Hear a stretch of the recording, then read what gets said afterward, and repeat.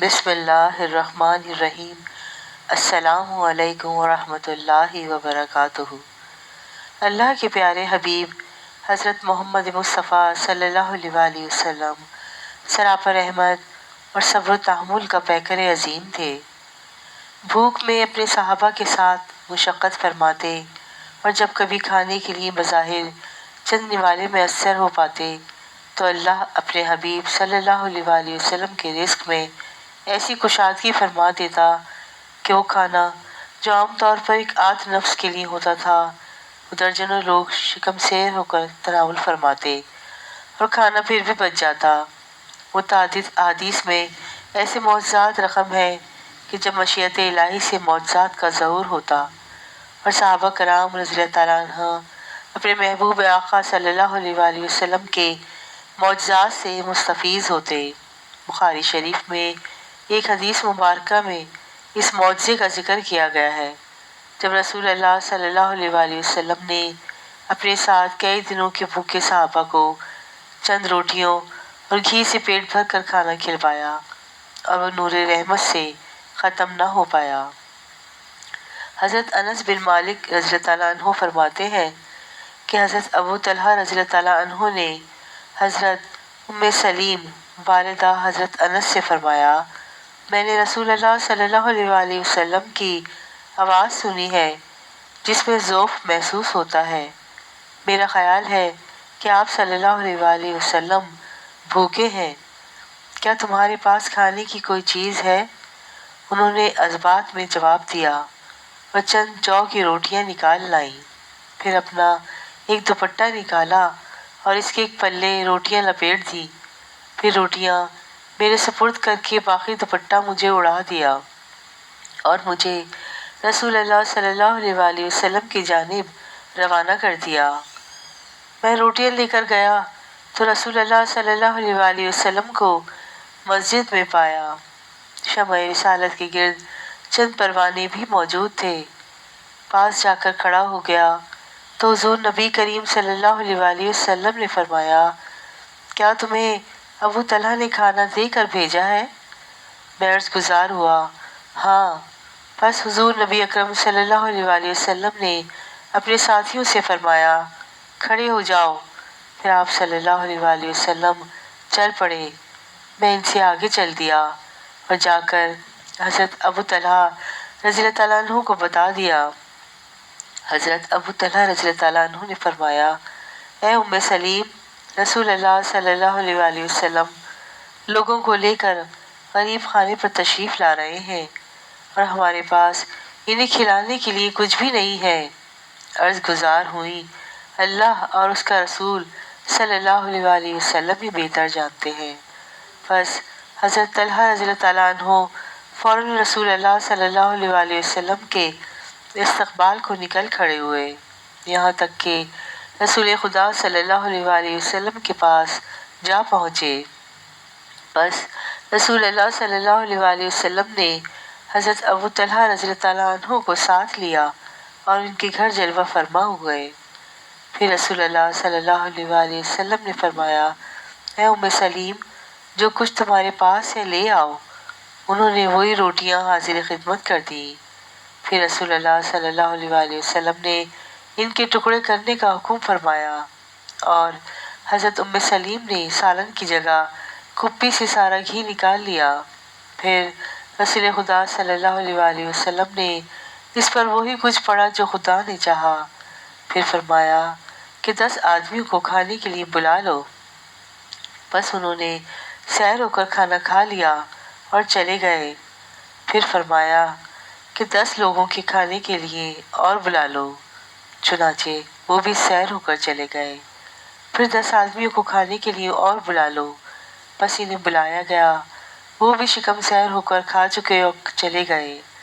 پھر 10 آدمیوں کو بلانے کے لیے فرمایا گیا اور اسی طرح جملہ حضرات نے شکم سیر ہو کر کھانا کھا لیا۔ جملہ مہمان 70 یا 80 افراد تھے۔ حضرت عائشہ صدیقہ رضی اللہ عنہ فرماتی ہے، حضرت محمد مصطفیٰ صلی اللہ علیہ وآلہ وسلم گھر میں تشریف لائے اور ایک روٹی کا ٹکڑا زمین پر پڑا ہوا دیکھا۔ آپ نے اس کو اٹھایا، صاف کیا اور کھا لیا۔ حضور اکرم صلی اللہ علیہ وآلہ وسلم نے حضرت عائشہ رضی اللہ عنہ کو فرمایا، اچھی چیز کا احترام کیا کرو، روٹی جب کسی سے بھاگتی ہے تو لوٹ کر نہیں آتی۔ اچھی چیز سے یہ بھی مراد ہے کہ اللہ کی دی ہوئی دوسری اشیاء کی بھی قدر کیا کرو، اگر بچ جائے تو کوئی غریب ہی کو دے دیا جائے، یہ غریب کی اعانت ہوگی، ضائع ہونے سے بچ جائے گا، آپ کو دعا بھی ملے گی۔ نیکی بھی غفلت و تکبر سے، جو اللہ کے رزق جیسے نعمت کی ناقدری کرتے ہیں، جو گناہ میں شامل ہے۔ گناہ کی وجہ سے اللہ کی امداد بند ہو جاتی ہے، کیونکہ اللہ تعالیٰ فرماتا ہے کہ اے ایمان والو، اگر تم اللہ کی مدد یعنی اطاعت کرو گے تو اللہ تمہاری مدد کرے گا۔ حضرت انس بن مالک رضی اللہ عنہ سے روایت ہے کہ رسول اللہ صلی اللہ علیہ وآلہ وسلم جب کھانا تناول فرما لیتے تو تینوں انگلیوں کو چاٹ لیا کرتے اور فرمایا کہ جب تم میں سے کسی کا نوالا گر جائے تو اسے صاف کر کے کھا لینا چاہیے اور اسے شیطان کے لیے نہ چھوڑے، اور ہمیں حکم دیا گیا ہے کہ پیالے کو صاف کر دیا کرے، کیونکہ تم میں سے کوئی نہیں جانتا کہ اس کے لیے کھانے کے کون سے حصے میں برکت رکھی گئی ہے۔ حضرت علی رضی اللہ عنہ کے پاس ایک شخص آیا، اس نے حضرت علی رضی اللہ عنہ سے فرمایا کہ مجھے کچھ عطا کرے، میں تنگ دست ہوں۔ حضرت علی رضی اللہ عنہ کے پاس اس وقت دینے کے لیے کوئی چیز نہ تھی۔ آپ نے 10 مرتبہ درود پاک پڑھ کر اس کی ہتھیلی پر پھونک مار دی اور فرمایا کہ ہتھیلی بند کر دو۔ جب ساحل باہر جا کر ہتھیلی کھولی تو ہتھیلی دیناروں سے بھری ہوئی تھی۔ یہ اللہ پاک اولیاء کرام کی فضیلتیں ہیں، معجزات ہیں جو اللہ پاک اپنے بندوں کو عطا کرتا ہے۔ اسی طرح بابا فرید گنج شکر کے متعلق ہے کہ آپ درود پاک کے فضائل بیان فرما رہے تھے تو 5 درویش آئے اور عرض کیا کہ ہم مسافر ہیں اور خانہ کعبہ کی زیارت کے لیے جا رہے ہیں، لیکن پیسے نہیں ہے۔ یہ سن کر حضرت شیخ بابا فرید گنج شکر نے مراقبہ کیا اور سر اٹھا کر کھجور کی چند گٹلیاں لی اور کچھ پڑھ کر ان مسافروں کو دے دی۔ درویشوں نے باہر جا کر ان گٹلیوں کو دیکھا تو سونے کی اشرفیاں تھیں۔ سبحان اللہ، درود شریف کی بہت زیادہ فضائل و برکات ہیں۔ سہل بن سعد رضی اللہ عنہ سے روایت ہے کہ ایک آدمی نبی صلی اللہ علیہ وآلہ وسلم کے پاس سے گزرا تو آپ صلی اللہ علیہ وآلہ وسلم نے اپنے پاس بیٹھے ہوئے ایک شخص سے پوچھا، اس کے بارے میں تمہاری کیا رائے ہے؟ اس شخص نے جواب دیا، یہ آدمی معزز لوگوں میں سے ہے، اللہ کی قسم یہ اس قابل ہے کہ اگر کہیں پیغام میں نکاح بھیجے تو اس کا نکاح کر دیا جائے، اور اگر کسی کی سفارش کرے تو اس کی سفارش قبول ہو جائے۔ رسول اللہ صلی اللہ علیہ وآلہ وسلم یہ جواب سن کر خاموش ہو گئے۔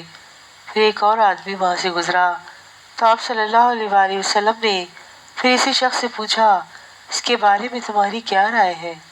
اس نے جواب دیا، اے اللہ کے رسول، یہ شخص غریب مسلمانوں میں سے ہے، یہ اس لائق ہے کہ اگر نکاح کا پیغام دے تو اس سے کوئی نکاح نہ کرے، اگر کسی کی سفارش کرے تو اس کی سفارش قبول نہ کی جائے، اور اگر کوئی بات کہے تو اس کی بات سنی جائے۔ رسول کریم صلی اللہ علیہ وآلہ وسلم نے یہ سنا تو فرمایا، یہ فقیر شخص اس پہلے شخص جیسے دنیا بھر کے لوگوں سے بہتر ہے۔ نبی صلی اللہ علیہ وآلہ وسلم کے پاس سے 2 آدمیوں کو گزر ہوا اور ان میں سے ایک کا تعلق معزز لوگوں سے تھا جس کا ان میں اثر و رسوخ تھا۔ یہ ایسا شخص تھا کہ اگر کوئی پیغام میں نکاح بھیجتا تو اس کا پیغام قبول کیا جاتا، اور اگر کوئی بات کہتا تو اس کی بات سنی جاتی، جبکہ دوسرا شخص اس کے بالکل برعکس تھا، اس کا تعلق کمزور مسلمانوں میں سے تھا جس کی کوئی حیثیت نہیں تھی، اور اگر وہ کہیں پیغام نکاح بھیجتا تو اسے قبول نہ کیا جاتا، اور اگر کوئی سفارش کرتا تو اس کی سفارش قبول نہ کی جاتی اور نہ اس کی کوئی بات سنی جاتی۔ نبی صلی اللہ علیہ وآلہ وسلم نے فرمایا، یہ غریب شخص اس شخص سے بہت بہتر ہے جو اپنی قوم میں جاہ و منزلت رکھتا ہے، کیونکہ اللہ سبحانہ وتعالیٰ عزت و جاہ، حسب و نسب، مال و دولت، شکل و صورت لباس سواری اور گھر بار کو نہیں دیکھتا، بلکہ وہ دل اور عمل کو دیکھتا ہے۔ چنانچہ حدیث میں آیا ہے، اللہ تعالیٰ تمہاری شکلوں اور تمہارے مال و دولت کو نہیں دیکھتا، بلکہ وہ تمہارے دلوں اور تمہارے اعمال کو دیکھتا ہے۔ صحیح مسلم۔ جب بندے اور اللہ کے مابین دل کی اصلاح ہو جاتی ہے، وہ اللہ کی طرف متوجہ ہو جاتا ہے اور وہ اللہ کا ذکر کرنے والا اور اس سے خوف کھانے والا ہو جاتا ہے، اور وہ اللہ عز و جل کو راضی کرنے والے اعمال کرتا ہے، تو ایسا شخص ہی اللہ کے ہاں معزز اور صاحب منزلت ہے۔ اور یہی وہ شخص ہے جو اگر اللہ پر قسم کھا لے تو اللہ تعالیٰ اس کی قسم کو پوری کر دیتا ہے۔ حضور اکرم صلی اللہ علیہ وآلہ وسلم کے پاس ایک غریب آدمی نے آ کر عرض کی، میرا ہاتھ بہت تنگ ہے، کوئی ایسی تجویز بتا دیجیے کہ یہ تنگی جاتی رہے۔ آپ صلی اللہ علیہ وآلہ وسلم نے پوچھا، کچھ تمہارے پاس ہے بھی؟ اس نے کہا، صرف ایک دری اور ایک لکڑی کا پیالہ ہے۔ فرمایا، دونوں چیزیں لے آؤ۔ غریب اسی وقت دری اور پیالہ لے آیا، جنہیں آپ صلی اللہ علیہ وآلہ وسلم نے وہیں بیٹھے بیٹھے کسی کے ہاتھ 8 آنے میں بیچ دیا اور اسے نام دے کر فرمایا، اس میں سے 4 آنے کی تم ایک کلہاڑی لے آؤ اور 4 آنے کا آٹا آج کے لیے گھر میں دے آؤ۔ تھوڑی دیر میں جب وہ آٹا گھر پہنچا کر اور کلہاڑی لے کر آپ صلی اللہ علیہ وآلہ وسلم کی خدمت میں دوبارہ حاضر ہوا تو آپ صلی اللہ علیہ وآلہ وسلم نے اپنے ہاتھ سے اس میں لکڑی کا دستہ لگا دیا اور فرمایا، جاؤ ہر روز جنگل میں جا کر اس سے لکڑیاں کاٹ لیا کرو اور انہیں بیچ کر گھر کا خرچ چلایا کرو۔ 15 دن بعد پھر آنا اور ہمیں اپنا حال سنا جانا۔ غریب نے 15ویں دن آ کر عرض کی، گھر کا خرچ چلا کر اس وقت میرے پاس 2 روپے موجود ہیں۔ آپ صلی اللہ علیہ وآلہ وسلم بہت خوش ہوئے اور وہ شخص تھوڑے عرصے میں خوشحال ہو گیا۔ اللہ تعالیٰ ہمیں بہتر عمل کرنے کی توفیق عطا فرمائے اور ہمیں نیکوکاروں میں شامل کرے۔